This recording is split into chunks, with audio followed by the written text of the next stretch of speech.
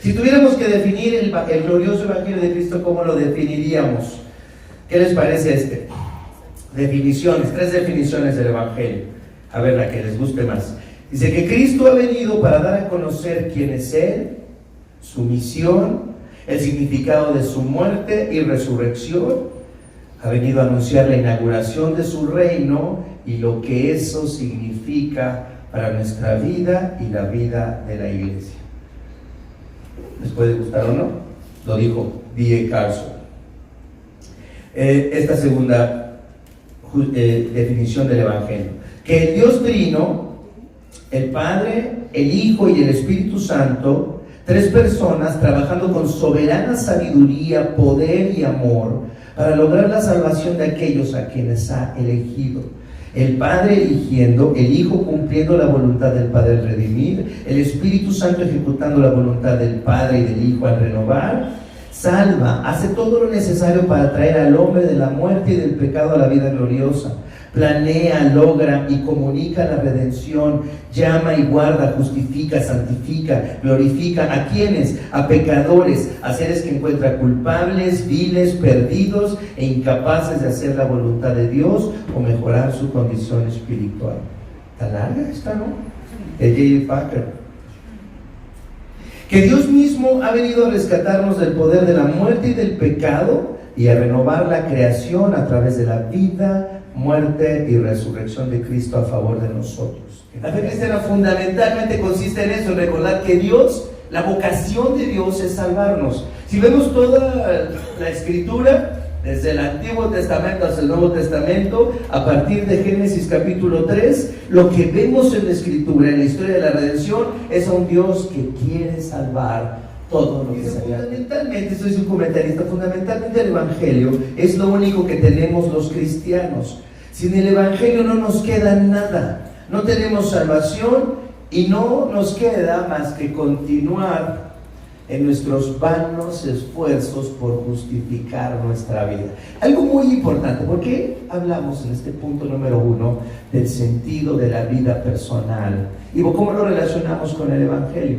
Fíjate, si tú no estás viviendo centrado en Cristo, si tú no estás viviendo centrado en la obra que ha sido hecha a tu favor, si tú no personalizas la vida de Cristo y dices, esta vida fue vivida en mi favor, esta muerte tiene que ver conmigo, con lo que yo merecía por mi pecado, Cristo ha resucitado, está a la diestra del Padre y está trabajando a mi favor. Si tú no ves la vida cristiana en un sentido personal y encuentras tu justicia y encuentras tu esperanza en Cristo, necesariamente estás poniendo tu esperanza en algo. La iglesia tiene la misión de trabajar en contra del error. Y para poder trabajar en contra del error, la iglesia tiene que estar enfocada siempre en una cosa, en el Evangelio. O evitar que la iglesia empiece a centrarse en otra cosa que no es el Evangelio. Hay algo que tienes que encontrar en la vida, si no es Cristo, tienes que estar enfocado en algo distinto que le da sentido a tu vida, que le da una razón a tu existencia. Puede ser, tengo que ser una persona estudiosa, tengo que ser una persona que tenga maestrías, doctorados y esto, y tengo que demostrarles a otras personas lo tontos que son, lo incapaces que son, lo flojos que son, porque yo soy una persona que me dedico a educarme más y a prepararme más, y soy mucho más preparado que ustedes en todos estos ámbitos. Y eso me hace sentir muy bien, porque sé mucho más que ustedes. Y eso le da sentido a mi vida, justifica mi vida, y además al ver a los demás como burros, pues me hace, y si tu fe no está puesta, centrada en Cristo Jesús, entonces está puesta en una cosa que siempre decimos: todo lo que está en la Biblia es el Evangelio. Todo lo que está en la Biblia es el Evangelio. ¿Sí o no? Voten. ¿Sí? ¿Todo? No todo lo que está en la Biblia es el Evangelio. Cuando yo escucho a la palabra de Dios decir, ama al Señor tu Dios con todas tus fuerzas, con todo tu corazón y con toda tu mente, y ama a tu prójimo como a ti mismo, ¿eso es el Evangelio? ¿Sí o no? ¿Sí es el Evangelio o no? No es el Evangelio. Eso es la ley, eso me condena, eso no lo puedo hacer, eso me pone en una posición en la que soy un rebelde delante de Dios, soy incapaz de amarlo, incapaz de responder a su bondad, a su misericordia, y si ni siquiera puedo amar como debería de amar a los que viven cerca de mí, ¿cómo pienso que voy a amar a mi prójimo como a mí mismo? Cuando un barco se empieza a desviar unos 3 grados solamente, eso tiene algo de importancia, son 3 grados. Son 3 grados. ¿Para qué hacemos tanto escándalo por 3 grados? No es mucho. No, pero a la distancia, a los cientos de kilómetros, esa pequeña desviación ya me llevó a un destino que no es el destino al que yo quería llegar. Lo mismo pasa cuando utilizamos cosas de la Biblia que son buenas y que no están enfocadas en Cristo, entonces nos empiezan a desviar. Por ejemplo, hay promesas que Dios nos ha hecho en la Escritura. ¿Están de acuerdo en eso? Hay promesas que Dios nos ha hecho en la Escritura. Algunas promesas no son para nosotros, ¿están de acuerdo? Algunas promesas son especialmente para una persona. Algunas oraciones que algunas personas han hecho fueron respondidas especialmente para esa persona, pero no pueden ser utilizados como principios para todas las personas. Por ejemplo, ¿se acuerdan que hemos hablado muchas veces de la oración de Jabes? ¿Verdad? Jabes dijo al Señor: ensancha, ¿qué? Mi territorio. Y Dios le concedió y fue una persona muy próspera. Entonces, ¿ustedes han hecho la oración de Jabes? Pues háganla todos los días, hasta que Dios ensanche su territorio y ustedes sean personas prósperas. ¿Es algo bíblico lo que les estoy enseñando? ¿Está en la Biblia? ¿Sí? ¿Jabes recibió lo que pidió? ¿Sí? Y esta oración no deberían de hacerla ustedes, sino debería yo de hacerla para que Dios ensanche nuestros territorios y nos conceda lo que queremos y nos prospere. ¿Sí o no? Es más, así viendo la oración de Jabes, ¿no le podría yo recomendar a mi comadre o a mi compadre que no son cristianos que hagan la oración de Jabes también? Y que Dios ensanche su territorio. Una vez una persona me dijo: es que cuando yo me siento muy triste, pastor, cuando yo estoy muy decepcionada, cuando estoy muy atribulada, lo que hago es ir a la Biblia y lo que hago es hacer una lista de las promesas que Dios me da, y eso me anima y eso me hace sentir fuerte y me hace recapacitar y digo: ¿cuántas bendiciones tengo? Y entonces sigo adelante. Uy, no está mal, eso está bonito, ¿no? Está bonito, ¿no? O sea, cuentas todas las promesas de Dios, te las apropias y eso te levanta y eso te hace seguir adelante. Eso está lindo, me gusta. ¿Es bíblico? Sí, es bíblico. ¿Cuál es el único problema? El único problema es que eso no tiene nada que ver con la fe cristiana. ¿O sí? ¿En qué estamos enfocados? Realmente estamos enfocados en un evangelio que cambia nuestros corazones y que hace que brote un amor de un corazón limpio, de una buena conciencia y de una fe sincera. Eso es lo que quiere ver el apóstol Pablo, y dice: si ustedes siguen aceptando esa enseñanza falsa y siguen enfocados en discutir genealogías y tradiciones y cosas de la ley que no nos llevan a Cristo, entonces no vamos a ver esto en la Biblia. Y luego dice otra palabra que me gusta mucho: para los impíos y pecadores, para los irreverentes y los profanos. ¿Quiénes son los irreverentes y los profanos? Los que tratan las cosas de Dios con descuido, con desprecio. ¿Somos culpables de tratar las cosas de Dios con descuido, con desprecio? Claro que sí. A lo mejor no asesinos, no traficantes de esclavos, no adúlteros, no, eso no tiene nada que ver conmigo. ¿Qué tal desobediente, rebelde, irreverente, profano? Que no conoces las cosas de Dios como deberías de conocerlas, que no entiendes las cosas de Dios como deberías de entenderlas, que no estás enfocado en aprender y profundizar en lo que Cristo ha hecho por ti. Puedes ser un cristiano de años y ser un profano porque no entiendes muchas cosas, porque no las has estudiado, porque no tienes la disciplina de reunirte con otros cristianos, de aprender de ellos, porque tú piensas que lo sabes todo. Yo sé la Biblia desde que era chiquito, desde que salí a los 12 años me gradué de la escuela dominical, me sé todos los textos bíblicos. Y cuando te reúnes con otros cristianos a estudiar, no lo necesito.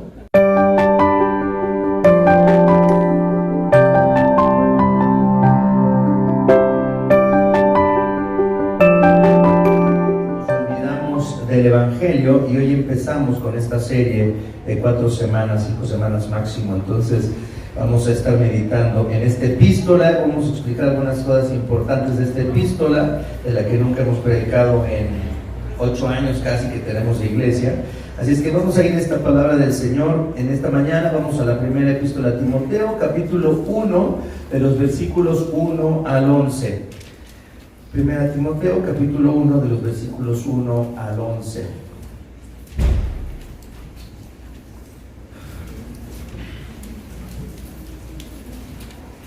Empieza así: Pablo, apóstol de Cristo Jesús, por mandato de Dios nuestro Salvador y de Cristo Jesús nuestra esperanza, a Timoteo, mi verdadero hijo en la fe. Que Dios el Padre y Cristo Jesús nuestro Señor te concedan gracia, misericordia y paz. Al partir para Macedonia, te encargué que permanecieras en Éfeso y les ordenaras a algunos supuestos maestros que dejen de enseñar doctrinas falsas y de prestar atención a leyendas y genealogías interminables. Estas cosas provocan controversias en vez de llevar adelante la obra de Dios, que es por la fe. Debes hacerlo así para que el amor brote de un corazón limpio, de una buena conciencia y de una fe sincera. Algunos se han desviado de esta línea de conducta y se han enredado en discusiones inútiles. Pretenden ser maestros de la ley, pero en realidad no saben de qué hablan ni entienden lo que con tanta seguridad afirman. Ahora bien, sabemos que la ley es buena si se aplica como es debido. Tengamos en cuenta que la ley no se ha instituido para los justos, sino para los desobedientes y rebeldes, para los impíos y pecadores, para los irreverentes y profanos. La ley es para los que maltratan a sus propios padres, para los asesinos, para los adúlteros y los homosexuales, para los traficantes de esclavos, los embusteros y los que juran en falso. En fin, la ley es para todo lo que está en contra de la sana doctrina enseñada por el glorioso Evangelio que el Dios bendito me ha confiado. Esta es la palabra del Señor. Vamos a meditar en 3 aspectos los que quiero que nos enfoquemos. Número 1, el sentido de la vida personal. Número 2, el sentido del ministerio eclesial. Y número 3, el sentido de la buena enseñanza. El sentido de la vida personal, el sentido del ministerio eclesial y el sentido de la buena enseñanza. El apóstol Pablo ha enviado a Timoteo, quien es su discípulo, a quien conoció en Listra, un muchacho cuyos padres venían de diferentes religiones. Uno era judío y el otro no, uno estaba en la fe y el otro no, de padre griego, de madre judía. Y Pablo lo conoce, ve cualidades en él, luego lo circuncida por causa del testimonio para los judíos y después Timoteo empieza a acompañar a Pablo en sus viajes misioneros. Y lo que vemos es cómo va creciendo este muchacho que aparentemente es muy joven, que a veces es muy tímido, que tiene que ser animado en su fe, que tiene que ser animado para predicar el Evangelio a veces, que no tiene muy buena salud. Conocemos varias cosas por lo que las epístolas nos dicen y también por lo que el libro de los Hechos nos dice acerca de Timoteo y de esta relación con el apóstol Pablo. Y en un punto en donde los expertos no saben exactamente cuándo fue en este momento en el que Pablo no estaba en Éfeso y Timoteo sí estaba en Éfeso, es que Pablo escribe esta carta y le recuerda para qué lo envió a Éfeso. Había un problema en Éfeso y recuerden ustedes que en la iglesia primitiva, en los primeros años de la iglesia, surgieron controversias, surgieron herejías que tenían que ver con la ley, que tenían que ver con las tradiciones judías, de donde surge el cristianismo. El cristianismo surge evidentemente de una tradición judía y entonces era muy difícil para los judíos convertidos detener sus tradiciones, todo lo que habían aprendido por años, todo lo que estaba establecido en la ley y entender los cambios que tenían que hacer en su fe para no seguir en el judaísmo como se practicaba antes y cómo se vive esta derivación de la fe judía que se cumple en Cristo, que está anunciada en la ley, en los profetas y que se cumple en Cristo. ¿Cómo se vive esto esto? ¿Cómo cambiamos nuestras tradiciones, nuestros días que guardamos, nuestros sacrificios, nuestras dietas, todas las cosas que eran de los judíos y cómo tenían que vivirlo ahora en Cristo? ¿Cómo deberían de encontrar en Cristo el significado de las cosas que estaban en la ley y los profetas? Parece fácil y parece es muy fácil que rápidamente hagamos un juicio negativo contra los judaizantes, que los encontramos especialmente en el libro de Gálatas de una forma muy directa, pero lo vemos también a través del libro de los Hechos, y lo vemos aquí en Éfeso. Estas personas cristianas convertidas del judaísmo y que ahora estaban prácticamente introduciendo herejías, falsos pensamientos en la iglesia de Cristo. Por eso se llama, el título de la prédica en esta mañana del sermón es "Qué fácil es desviarnos". Voy a empezar entonces con el punto número 1, el sentido de la vida personal. Y para eso quiero utilizar los versículos 1 y 2. Si ponen atención, fíjense con qué empieza el apóstol Pablo en esta epístola.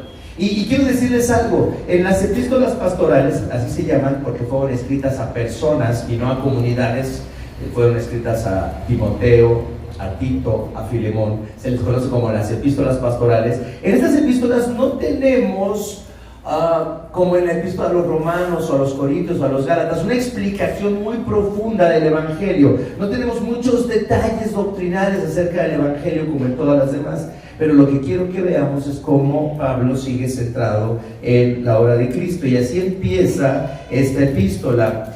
Y por eso creo que ahí hay un sentido de la vida personal. Entonces, versos 1 y 2 dice: Pablo, apóstol de Cristo Jesús, por mandato de Dios nuestro Salvador y de Cristo Jesús, nuestra esperanza. El apóstol empieza diciendo: yo soy un apóstol, y no soy un apóstol porque quiero, no soy un apóstol porque yo tengo ganas de ser apóstol, sino soy apóstol porque he sido llamado por Dios el Padre, quien es el Salvador, y por Jesucristo, en quien está nuestra esperanza.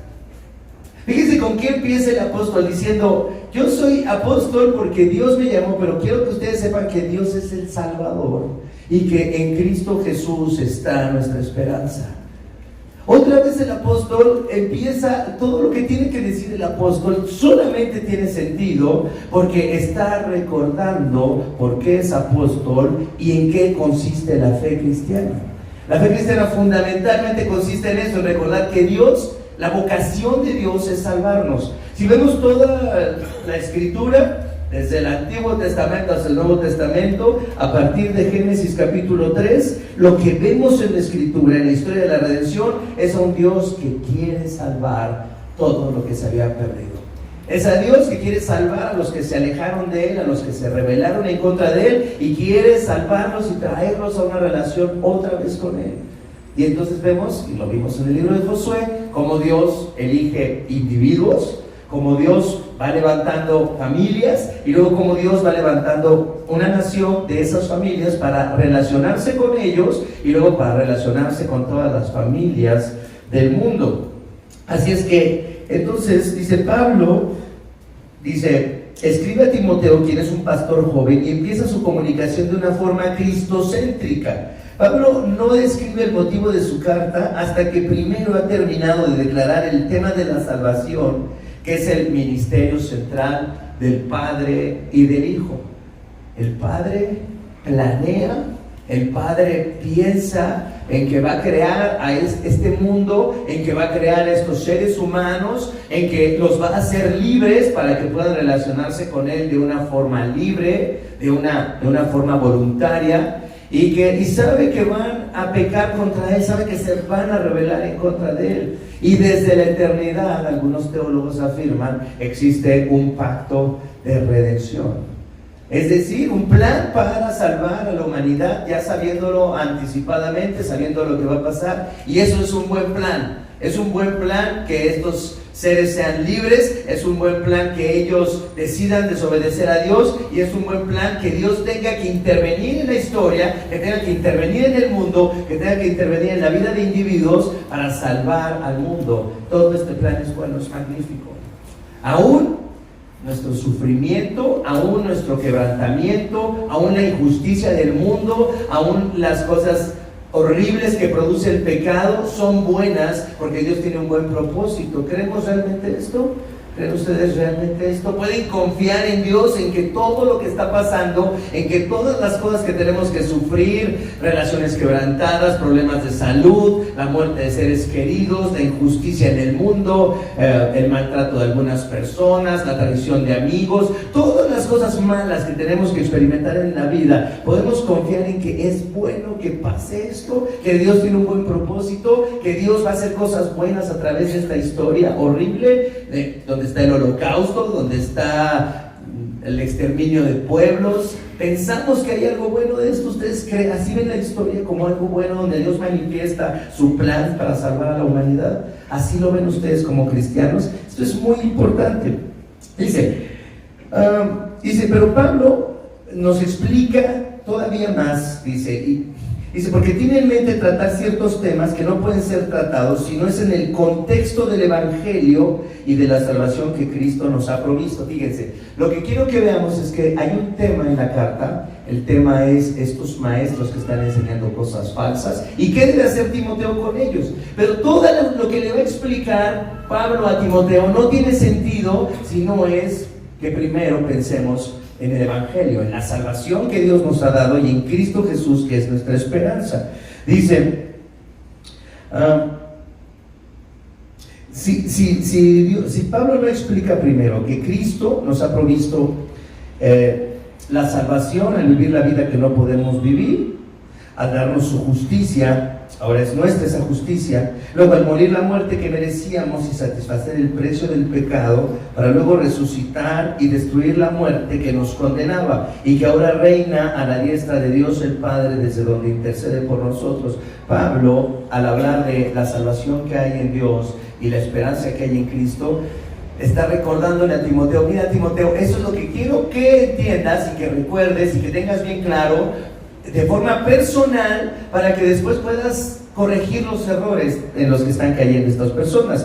Dice, ¿qué deben significar estas palabras para el joven pastor? ¿Cómo suenan estas palabras en el contexto de enfrentar a falsos maestros que se han infiltrado en la iglesia? Dice, la lucha en contra del error siempre tiene que ver con una cosa. Fíjense, la iglesia tiene la misión de trabajar en contra del error.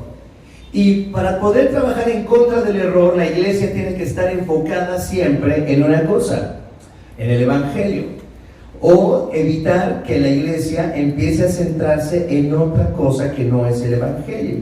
Dice, fundamentalmente, esto es un comentarista, fundamentalmente el Evangelio es lo único que tenemos los cristianos. Sin el Evangelio no nos queda nada, no tenemos salvación y no nos queda más que continuar en nuestros vanos esfuerzos por justificar nuestra vida. Algo muy importante, ¿por qué hablamos en este punto número 1 del sentido de la vida personal? Y cómo lo relacionamos con el Evangelio. Fíjate, si tú no estás viviendo centrado en Cristo, si tú no estás viviendo centrado en la obra que ha sido hecha a tu favor, si tú no personalizas la vida de Cristo y dices, esta vida fue vivida en mi favor, esta muerte tiene que ver conmigo, con lo que yo merecía por mi pecado, Cristo ha resucitado, está a la diestra del Padre y está trabajando a mi favor. Si tú no ves la vida cristiana en un sentido personal y encuentras tu justicia y encuentras tu esperanza en Cristo, necesariamente estás poniendo tu esperanza en algo más y tu justicia en algo más. Cuando hablo de justicia, quiero que entiendan que todos necesitamos justificar nuestra existencia de alguna manera, ¿no? Algunos la justifican casándose con alguien y dicen, mi vida tiene sentido, ¿no? ¿Cuántas canciones de amor hablan de, tú te encontré y me salvaste, ¿no? ¿Por qué? Encontraron una persona que fundamentalmente lo salvó. Entonces hay personas que encuentran la justificación de su existencia en una relación con otra persona y ahí encuentran la razón de vivir. Otras personas le dicen a sus hijos, cuando te tuve en mis brazos me salvaste, ¿no? Cuando llegaste a mi vida y te pusieron en mis brazos Mi vida cambió totalmente y fui una persona diferente. Tú me salvaste. Entonces ser padre, ser madre se convierte en lo que nos salva, en lo que nos justifica. Para eso vivimos, ¿no? Para dejarles a nuestros hijos mucho dinero, ¿sí o no? Para que sean felices y no tengan nada de qué preocuparse, ¿sí o no? ¿Ustedes no quieren eso? ¿Dejarle a los hijos mucho dinero, propiedades para que no tengan los hijos de qué preocuparse? ¿No quieren eso? ¿Qué clase de padres son ustedes? Desalmados.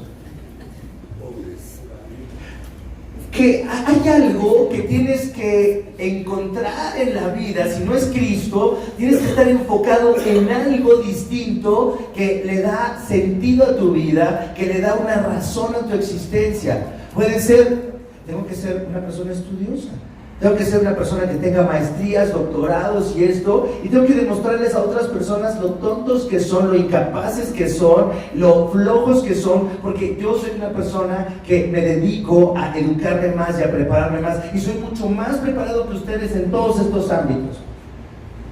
Y eso me hace sentir muy bien, porque sé mucho más que ustedes.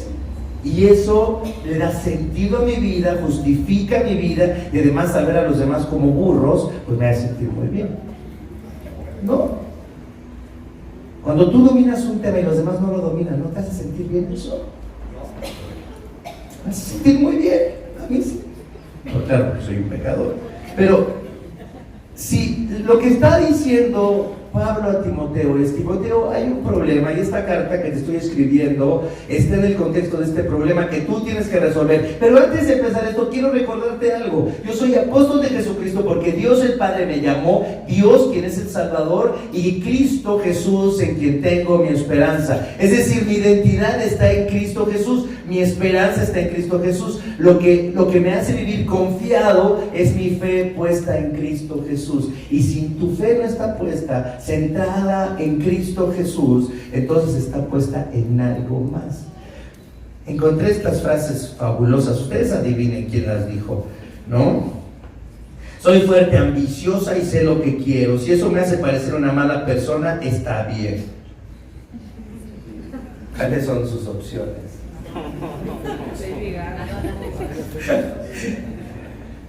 Todos tienen el derecho a oír mi opinión. Está padre esa frase, me gustó. Todos tienen el derecho a que yo les diga mi opinión. Siempre pienso que me deberían tratar como una estrella, pues lo soy. ¿Quién dijo Madonna? Ándale, muy bien. Dice, las tres son de Madonna. Dice: soy el artista número 1, el más influyente de nuestra generación. Soy la encarnación de Shakespeare. ¿Quién dijo esto? Yo libero a las personas con mi música. Esto es más importante que liberar a unas pocas personas, por ejemplo, de la esclavitud. Y la tercera frase de esta persona: la humildad ha sido inventada para controlar a las personas. ¿No? Kanye West. Las tres son de él.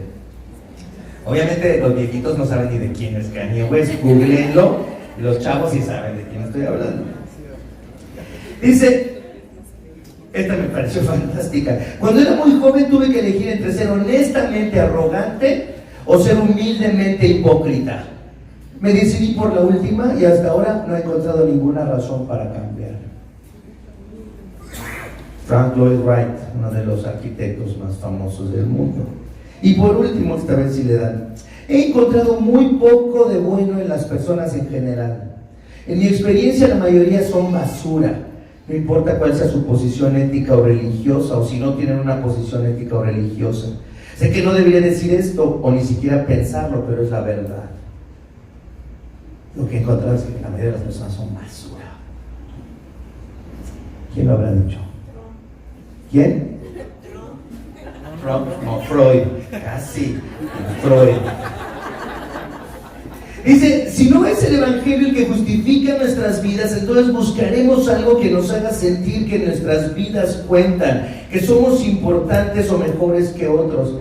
Por esta razón Pablo expresa su deseo de que Timoteo experimente, fíjense lo que le dice en el versículo 2, Timoteo, mi verdadero hijo en la fe, que Dios el Padre y Cristo Jesús nuestro Señor te concedan gracia, misericordia y paz. ¿Cómo podemos ser sanados en nuestro constante deseo de exaltarnos a nosotros mismos, de sentir que somos mejores que otros, más inteligentes, más guapos, que tenemos mejor gusto que otros? ¿Cómo podemos quitarnos esta obsesión con nosotros mismos? Solamente cuando experimentamos esto que Pablo le dice a Timoteo: quiero que experimentes gracia, misericordia y paz. ¿Tu paz proviene de lo que sabes que eres en Cristo? ¿Tu paz proviene de lo que sabes que Cristo ha hecho a tu favor?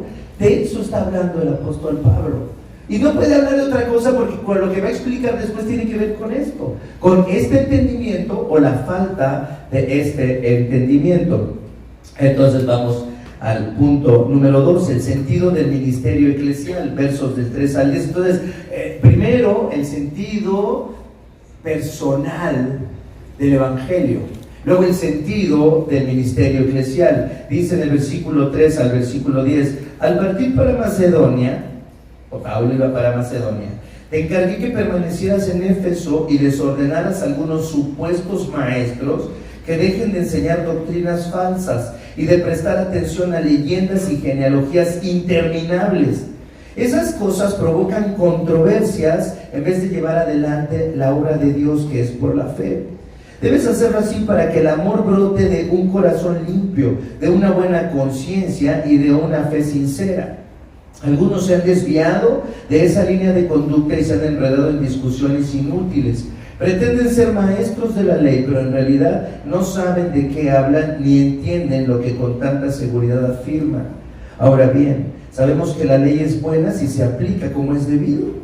Tengamos en cuenta que la ley no se ha instituido para los justos, sino para los desobedientes y rebeldes, para los impíos y pecadores, para los irreverentes y profanos. La ley es para los que maltratan a sus propios padres, a los asesinos, para los adúlteros, los homosexuales, los traficantes de esclavos, los embusteros y los que juran en falso.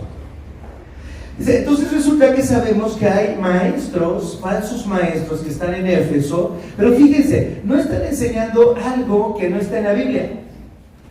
¿En qué se están enfocando los falsos maestros? ¿Qué es lo que están utilizando mal y que es parte de la palabra de Dios? La ley. Están utilizando algo que es muy bueno, están utilizando la ley, que nos revela primeramente el carácter santo de Dios, que nos revela cómo es Dios, que nos revela la justicia de Dios. Estamos utilizando mal la ley, que es buena porque nos revela nuestra condición de pecadores, y están utilizando mal la ley, que debería de guiarnos en una conducta correcta delante de Dios. Y ellos le están utilizando mal, porque dice el apóstol Pablo, le están utilizando para causar controversias. Están enfocados en leyendas y genealogías interminables, están poniendo atención a cosas que no son lo que deberían de ser el centro de nuestra fe. Fíjense, una cosa que siempre decimos: todo lo que está en la Biblia es el Evangelio. ¿Todo lo que está en la Biblia es el Evangelio? ¿Sí o no? Voten. ¿Sí? ¿Todo? No, no todo lo que está en la Biblia es el Evangelio. Cuando yo escucho a la palabra de Dios decir: ama al Señor tu Dios con todas tus fuerzas, con todo tu corazón y con toda tu mente, y ama a tu prójimo como a ti mismo, ¿eso es el Evangelio? ¿Sí o no? ¿Sí es el Evangelio o no? No es el Evangelio. Eso es la ley, eso me condena, eso no lo puedo hacer, eso me pone en una posición en la que soy un rebelde delante de Dios, soy incapaz de amarlo, incapaz de responder a su bondad, a su misericordia, y si ni siquiera puedo amar como debería de amar a los que viven cerca de mí, ¿cómo pienso que voy a amar a mi prójimo como a mí mismo? Siempre fallo.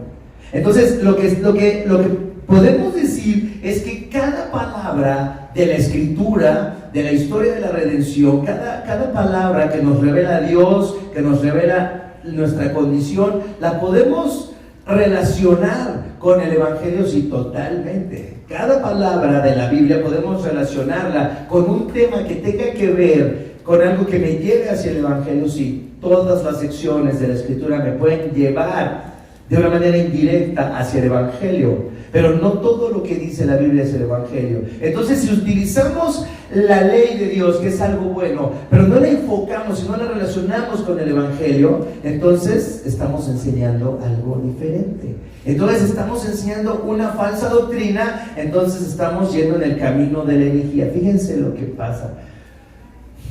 Cuando un barco se empieza a desviar unos 3 grados solamente, eso tiene algo de importancia. Son 3 grados. Son 3 grados. ¿Para qué hacemos tanto escándalo por 3 grados? No es mucho. No, pero a la distancia, a los cientos de kilómetros, esa pequeña desviación ya me llevó a un destino que no es el destino al que yo quería llegar. Lo mismo pasa cuando utilizamos cosas de la Biblia que son buenas y que no están enfocadas en Cristo, y todos nos empiezan a desviar. Por ejemplo, hay promesas que Dios nos ha hecho en la Escritura. ¿Están de acuerdo en eso? Hay promesas que Dios nos ha hecho en la Escritura. Algunas promesas no son para nosotros, ¿están de acuerdo? Algunas promesas son especialmente para una persona. Algunas oraciones que algunas personas han hecho fueron respondidas especialmente para esa persona, pero no pueden ser utilizados como principios para todas las personas. Por ejemplo, ¿se acuerdan que hemos hablado muchas veces de la oración de Jabes? ¿Verdad? Jabes dijo al Señor: ensancha, ¿qué? Mi territorio. Y Dios le concedió y fue una persona muy próspera. Entonces, ¿ustedes han hecho la oración de Jabes? Pues háganla todos los días, hasta que Dios ensanche su territorio y ustedes sean personas prósperas. ¿Es algo bíblico lo que les estoy enseñando? ¿Está en la Biblia? ¿Sí?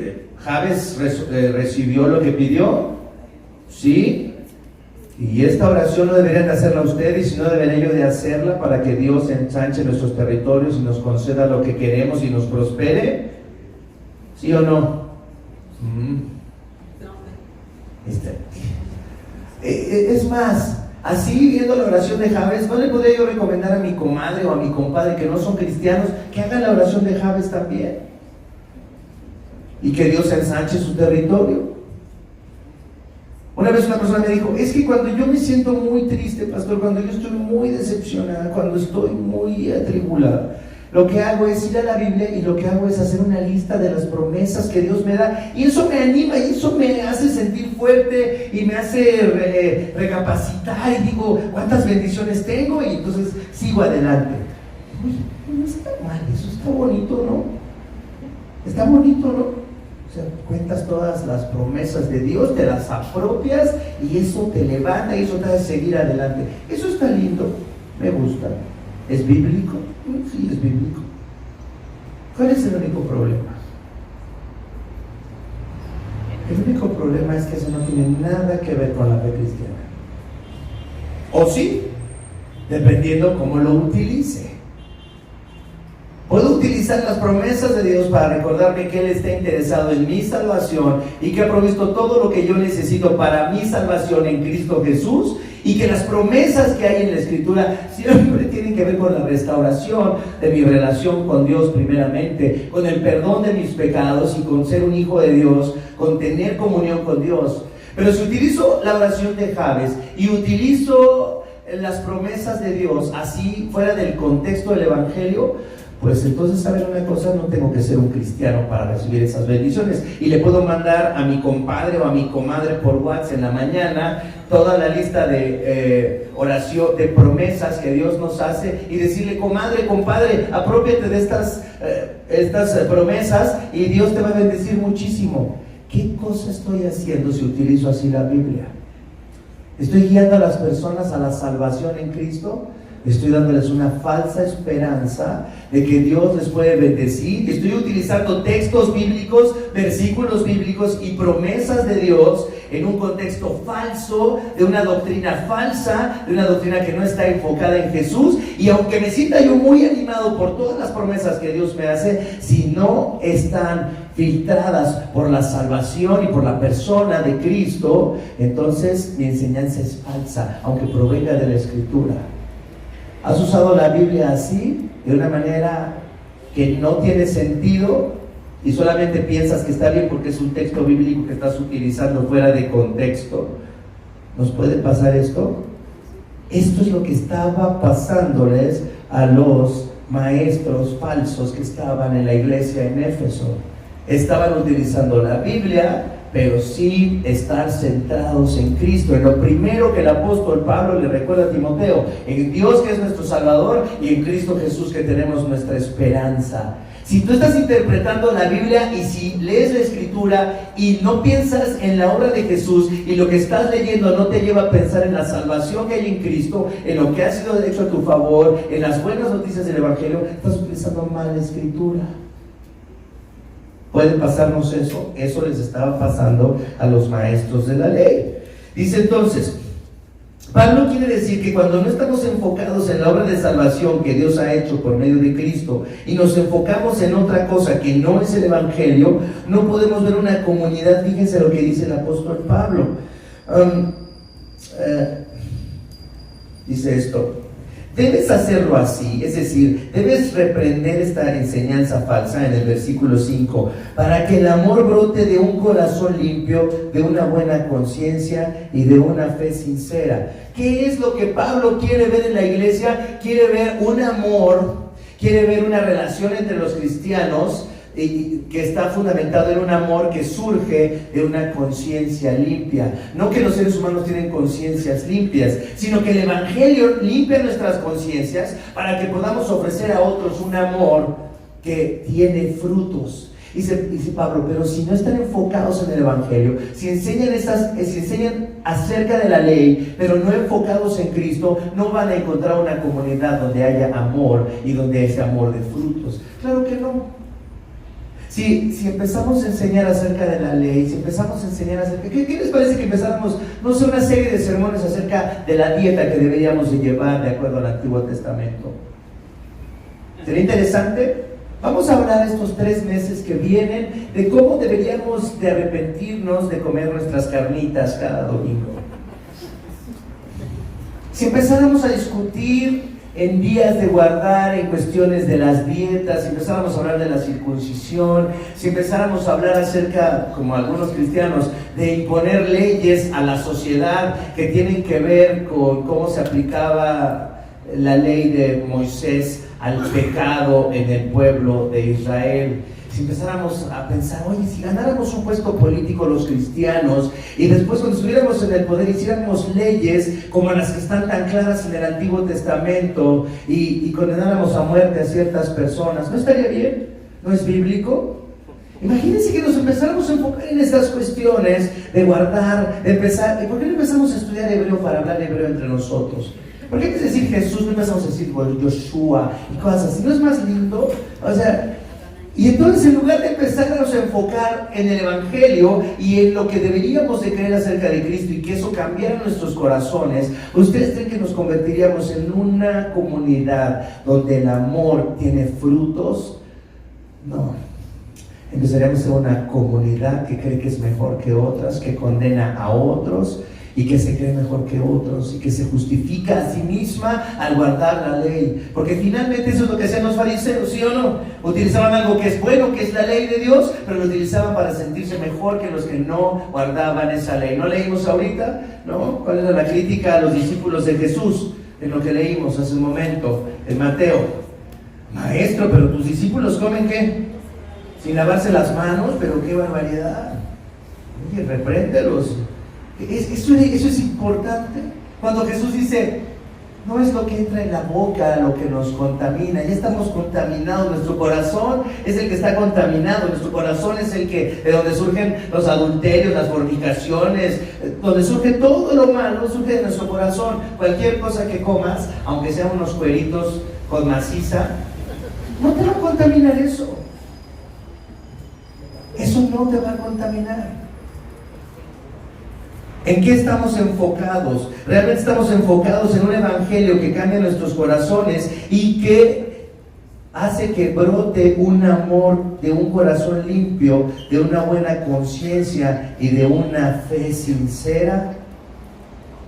Eso es lo que quiere ver el apóstol Pablo, y dice: si ustedes siguen aceptando esa enseñanza falsa y siguen enfocados en discutir genealogías y tradiciones y cosas de la ley que no nos llevan a Cristo, entonces no vamos a ver esto en la iglesia. ¿Qué desafío tenemos de establecer una iglesia que quiere ser santa, que quiere vivir una vida para Dios, pero que esa santidad, que ese compromiso de santidad, que ese compromiso de vivir una vida en la que amamos a los demás, en la que perdonamos a los demás, en la que somos dependientes de los demás, surge de un corazón transformado por las verdades del Evangelio, ¿no? Eso es la iglesia. La iglesia es una comunidad, debería ser una comunidad en la que queremos depender unos de otros, en la que reconocemos cuánto necesitamos a otros. ¿Tú estás convencido de que la iglesia la necesitas porque necesitas a otros? ¿O ves la iglesia como una escuela donde vienes a tener información? Si tú ves la iglesia como una escuela donde vienes a obtener información fundamentalmente, ese no es el concepto de iglesia.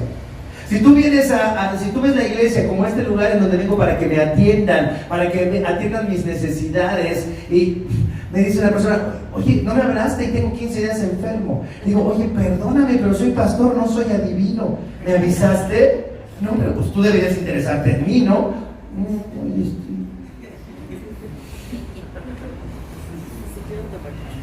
O sea, tenemos esa mentalidad de que venimos a un club para ser atendidos. No es que no deberíamos de ser atendidos, sí deberíamos de atender las necesidades, pero para que yo conozca tu necesidad debes de decírmela, ¿no? Pero tenemos esa mentalidad en la que no venimos a la iglesia porque necesitamos a la iglesia. Conocen a personas que dicen: me voy a vengar de la iglesia. Me voy a vengar de la iglesia. ¿Y saben cómo me voy a vengar? ¿Qué creen que voy a hacer? Ya no voy a ir. Les voy a castigarlos con mi ausencia. Hay personas que ven así la iglesia y así se conducen con la iglesia y se vengan de la iglesia y de lo que la iglesia no les ha dado, yéndose de la iglesia. Pero la iglesia sigue sin ti. Y la iglesia mantiene su ministerio sin ti. Y tal vez nadie se acuerda que tú viniste un tiempo a la iglesia.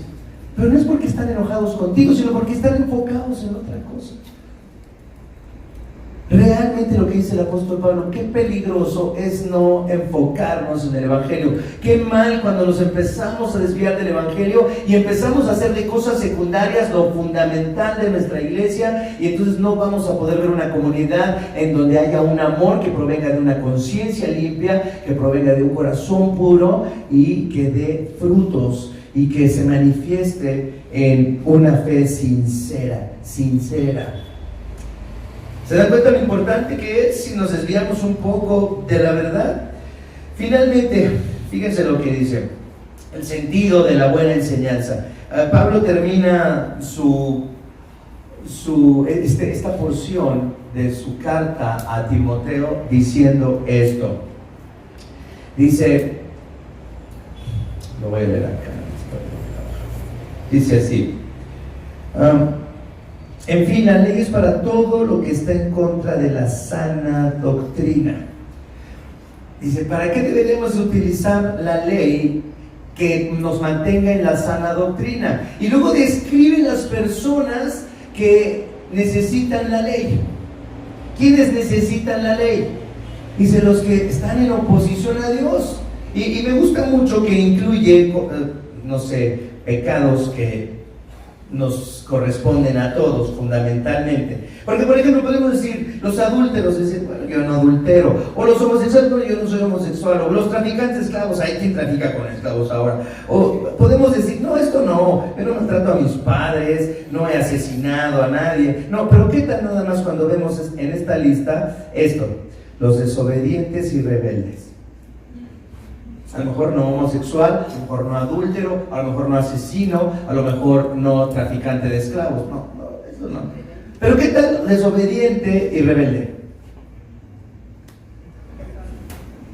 ¿Qué tal desobediente y rebelde? ¿Cómo andas de desobediente y rebelde? Híjole, qué difícil, ¿no? No ser desobediente y rebelde. Qué difícil no querer hacer mi voluntad. Qué difícil no querer que los demás cambien. Qué difícil es ajustarme a la voluntad de Dios. Y luego dice otra palabra que me gusta mucho: para los impíos y pecadores, para los irreverentes y los profanos. ¿Quiénes son los irreverentes y los profanos? Los que tratan las cosas de Dios con descuido, con desprecio. ¿Somos culpables de tratar las cosas de Dios con descuido, con desprecio? Claro que sí.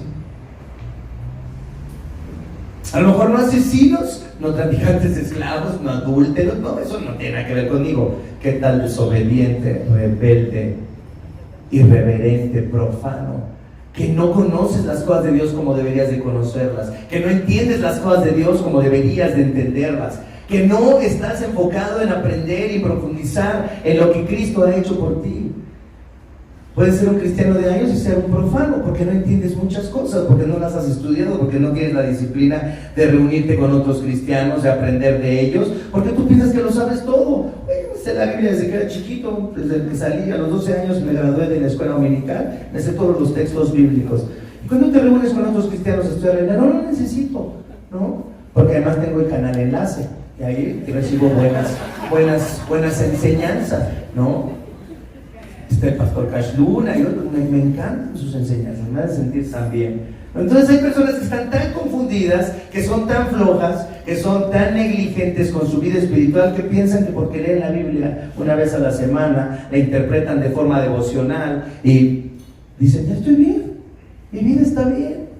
Y no saben que son profanos, irreverentes, porque no quieren profundizar en la fe en Cristo Jesús y tratan las cosas de Dios con descuido.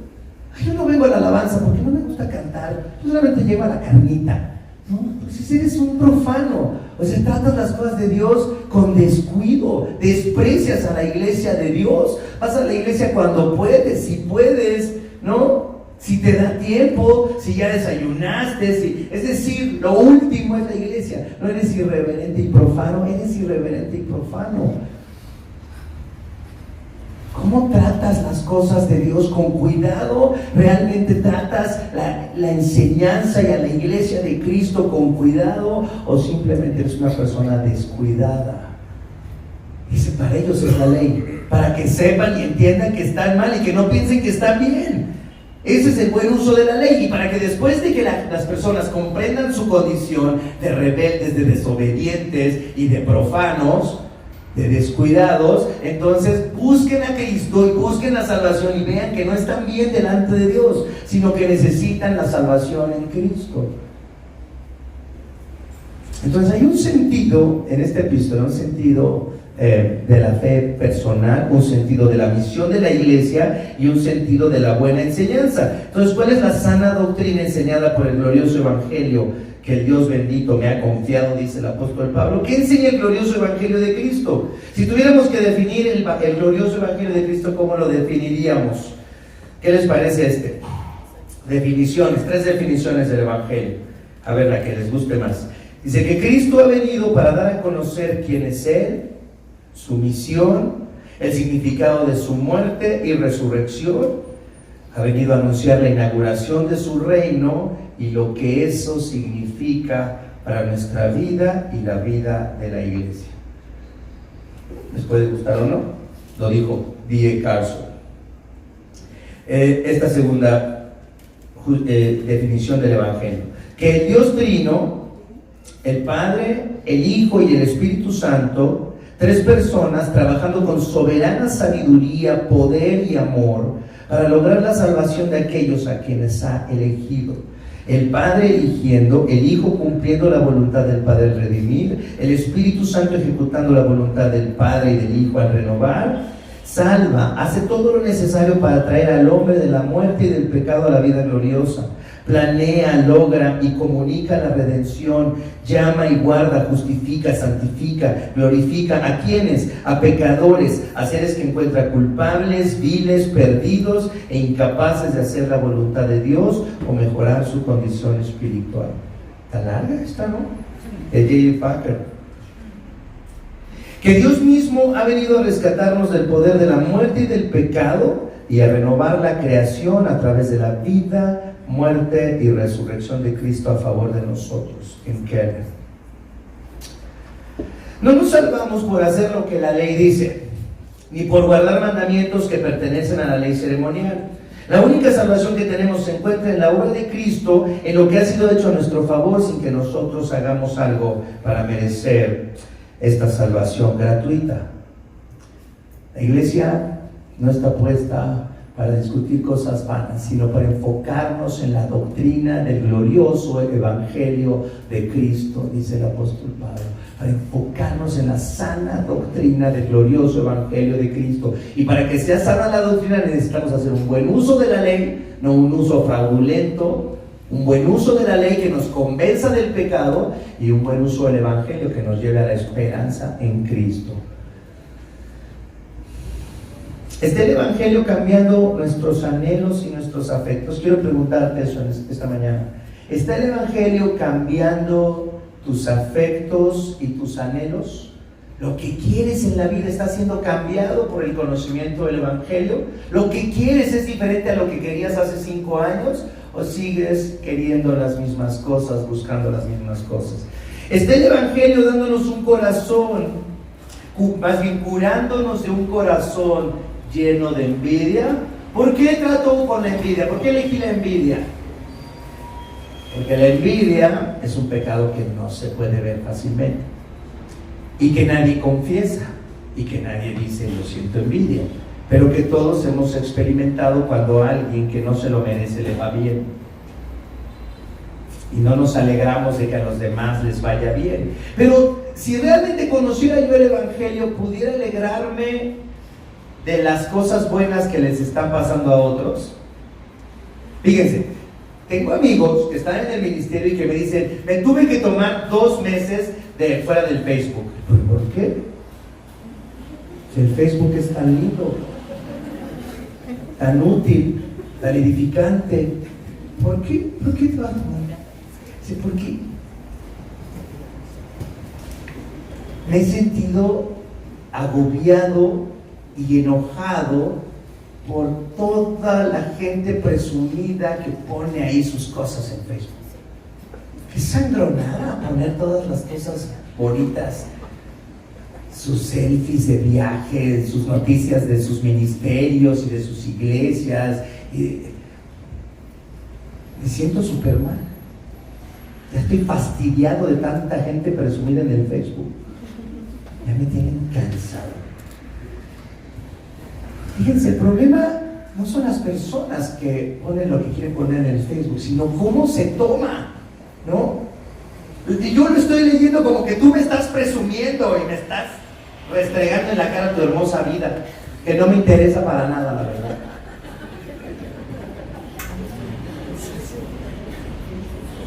Lo que está matando a muchas personas que ya no soportan el Facebook es que tienen envidia de que otros les vaya bien, o tengan amigos que tengan una vida mejor que la nuestra, o un ministerio mejor que el nuestro.